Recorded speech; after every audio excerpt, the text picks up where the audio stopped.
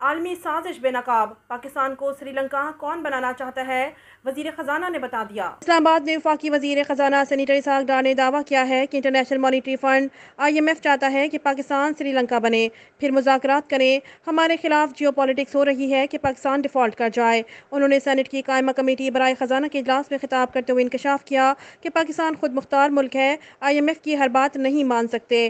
اجلاس chairman senator سلیم مانڈوی والا کی زیر صدارت منعقد ہوا، جس میں فائنانس بل پر سینٹ کی سفارشات کی تیاری کے حوالے سے جائزہ لیا گیا۔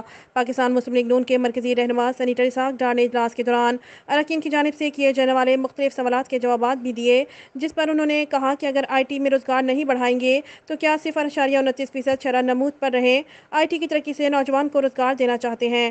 انہوں نے کہا کہ اس سال IT برآمدات $2.5 ارب رہیں گی۔ وفاقی وزیر خزانہ نے کہا کہ اسٹیٹ بینک ایکٹ میں ترامیم کی گئی وہ ناقابل برداشت ہیں۔